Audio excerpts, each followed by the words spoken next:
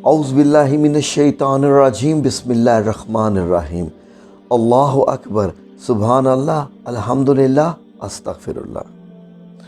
नाज़रीन, हमारे चैनल पे बहुत से मैसेजेस, बहुत सी कॉल्स, बहुत से पैगामात जो हमें मौसूल हुए वो सबसे ज़्यादा थे कि उनके घर में जादू और जिन्नात का और हसद का कुछ इस तरह के मामलात हैं, तो उससे वो बड़े परेशान हैं, किसी ने उन पर जादू करवा दिया है। तो मैंने एक वीडियो थोड़ी देर पहले वो लगाई है जिसमें आपने देखा था कि मैंने आपकी खिदमत में बताया था कि जादू का इलाज क्या है, रूहानी इलाज। और आज तक जिसने ये इलाज किया, मुझे नहीं याद पड़ता कि किसी को इससे फैज़ या उससे कामयाबी ना हासिल हुई हो। ये जिससे मैं बता रहा हूँ, ये बाबा जी इरफान अल हक साहब, पाकिस्तान के बल्कि क्या दुनिया के माशाल्लाह सबसे मशहूर जाने माने ऐसी हस्ती हैं जिन्होंने सारी उम्र अपनी ज़िंदगी जो है वो इसमें गुजार दी अल्लाह रब्बुल इज़्ज़त के अज़कार हासिल करने और रूहानी मामलात में। तो ये उनकी मेहरबानी है, मैं उनका शुक्रगुज़ार हूँ कि बाबा जी इरफान अल हक साहब ने मुझे इजाज़त अता फ़रमाई कि मैं उनकी किताब से पढ़ के ये वाले अज़कार मैं आप लोगों को दे सकता हूँ। बहुत बहुत शुक्रिया बाबा जी, मैं तहे दिल से आपका मशकूर हूँ। और आप इसी तरीके से मेरे लिए दुआ फरमाते रहें इंशाअल्लाह। और आपका फैज़, आपके लिखे हुए जो माशाल्लाह ये रूहानी अज़कार हैं, हम कोशिश करते हैं कि अपने नाज़रीन तक ये पहुँचते रहें ताकि वो एक तो अल्लाह सुब्हान तआला से जुड़ जाएँ, फिर दूसरा ये है कि वो बग़ैर तरद्दुद किए, लंबे सफ़र किए हुए घर में बैठ के कुछ इस तरह के अपने ख़ुद इलाज कर सकें। तो ये आज का जो वीडियो है वो जिन्नात से है। अगर आपको अपने घर में कुछ ऐसे मामलात दिखाई दे रहे हैं, कभी आप समझते हैं कि आपके घर में जो है वो खिड़कियां बजती हैं, दरवाज़े बजते हैं, बेड के नीचे से सांस की आवाज़ आती है, बेड हिलते हैं, फिर उसके बाद अक्सर आपको साए चलते हुए नज़र आते हैं, आपके घर से चीज़ें गुम या दीवारों पे छींटे या इस किस्म के आपके कपड़ों पे खून के छींटे, और इस तरीके से घर में आपके ख्वाबों में भी अगर आपको कुछ अजीब अजीब ख्वाब आते हैं इस तरह के, या आपके घर में समझ लें कि बड़ी बेसुकूनी बेबरकती जिन्नात की वजह से है और आपके पास कुछ इस किस्म के इशारे हैं, तो आप ये ज़िक्र कीजिए जो मैं बता रहा हूँ। ठीक है जी, फॉलो कीजिए और इसको प्लीज़ नोट कर लीजिए जो मैं आपको बता रहा हूँ। आपने ये ज़िक्र करने हैं, सबसे पहले जो सुबह शाम ज़िक्र करने हैं, अव्वल आखिर दुरूद शरीफ का विर्द करने के बाद आपने ये ज़िक्र करने हैं, 100 तस्बीहां ले लीजिए और आपने ये करना है, 100 दफ़ा आपने पढ़ना है, इन्ना रब्बी अला कुल्लि शैइन हाफिज़, इन्ना रब्बी अला कुल्लि शैइन हाफिज़।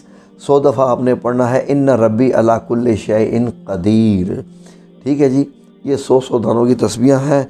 और एक और 100 तस्बीह के दानों की है, ला हौला वला कुव्वता इल्ला बिल्लाह। और 40 दफ़ा आपने आयत करीमा पढ़ना है, ला इलाहा इल्ला अंता सुब्हानका इन्नी कुन्तु मिनज़-ज़ालिमीन। ये हो गए अज़कार जो आपने नाज़रीन करने हैं 100 दफ़ा सुबह और 100 दफ़ा शाम को। ठीक है जी, उसके बाद कुछ और भी आपको करना है। वो क्या करना है, गौर से सुन लीजिए। इलाज क्या करना है कि कुछ अरसे तक रात को सोने से पहले अज़ान देनी है। रात को सोने से पहले, ख्वाह वो खातून हो मर्द हो जो भी हो, सोने से पहले अपने घर में अज़ान देनी है। इतनी ऊंची में नहीं देनी कि साथ वाला घर है तो वो जाग जाएंगे या परेशान हो जाएं, तो ये वो, ठीक है, नॉर्मल सी आवाज़ में आप अज़ान दे सकते हैं सोने से पहले। और अगर डर हो कि घर में जिन्नात हैं तो सफ़ेद मुर्ग़ पाल लें जो अज़ान देता हो। मतलब ये जिन्नात वाला मामला है कि आप सफ़ेद मुर्ग़ भी घर में पाल लीजिए, एक पालें या दो पालें, तो ये अल्लाह तबारक तआला की बहुत बड़ी हिकमत है। सफ़ेद मुर्ग़ जो है वो फ़रिश्तों को देख के अज़ान देता है। जब सफ़ेद मुर्ग़ अज़ान देता है तो उस घर से शयातीन जिन्नात भाग जाते हैं। ये आप जहन में रख लीजिएगा कि क्योंकि उनके बाद जो है जिन्नात को मालूम पड़ जाता है उसकी अज़ान से कि अब फ़रिश्ते आ गए, अब भागने में ही यहाँ से जो है कुछ इस तरह के मामलात हैं जो मैंने आपको बताए। फिर इसके बाद सूरह फातिहा का दम है, वो आप कीजिए। वो वीडियो के अगले हिस्से में आपको जो है वो बता दिया जाएगा इंशाअल्लाह। सूरह फातिहा का दम कीजिए। इसके अलावा अगर आप चाहें तो आप सूरह इखलास 7 बार पढ़ के रात को सोएं।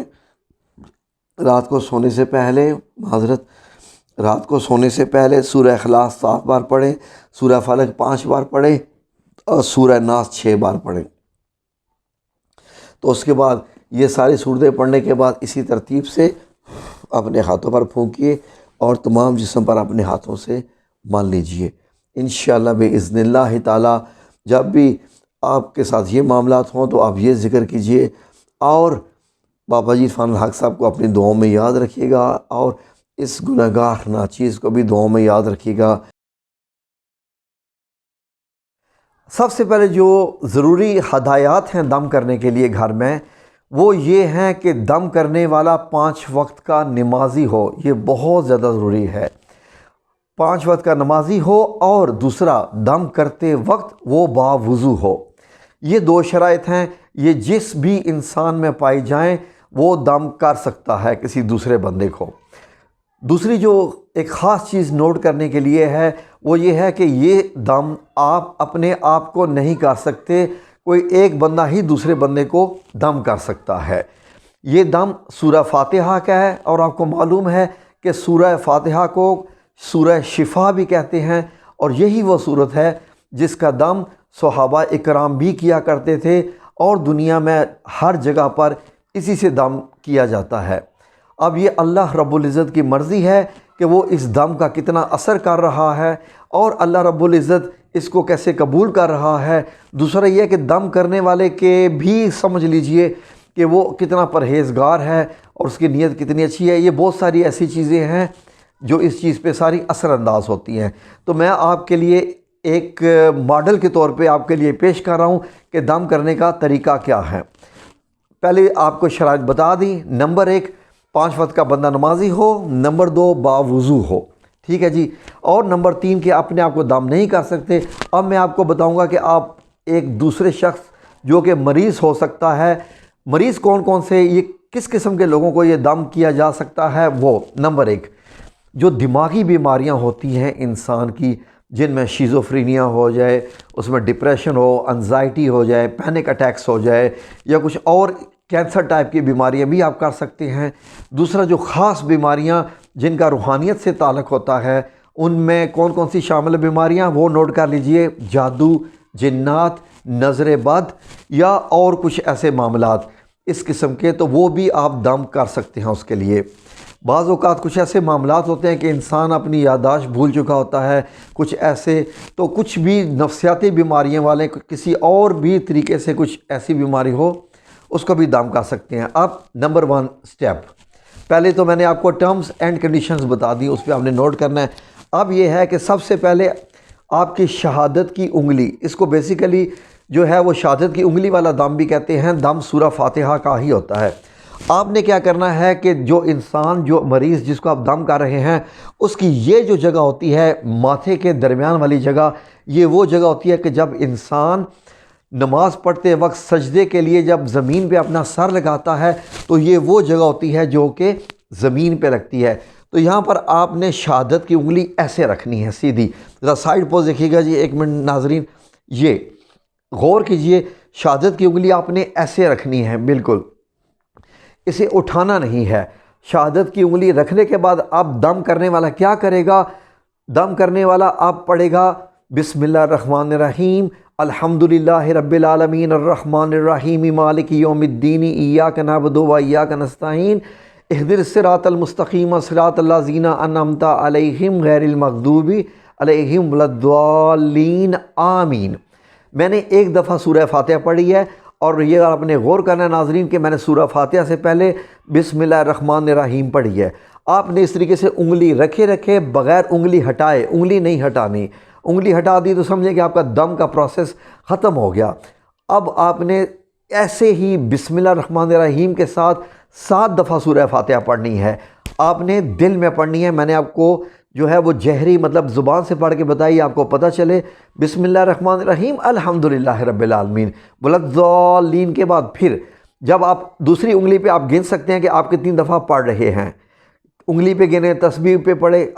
جب آپ 7 دفعہ ہو چکے آپ کے سورہ فاتحہ آپ نے پڑھ لی، اب آپ نے کیا کرنا ہے کہ یہیں سے انگلی اٹھائے بغیر انگلی کو گھماتے جانا ہے پیچھے کی طرف، سر کے اوپر پیچھے کی طرف، اور ساتھ ساتھ پھونک مارنی ہے، ساتھ ساتھ انگلی کو گھماتے جائیے پیچھے کی طرف اور پھونک مارتے جانا ہے۔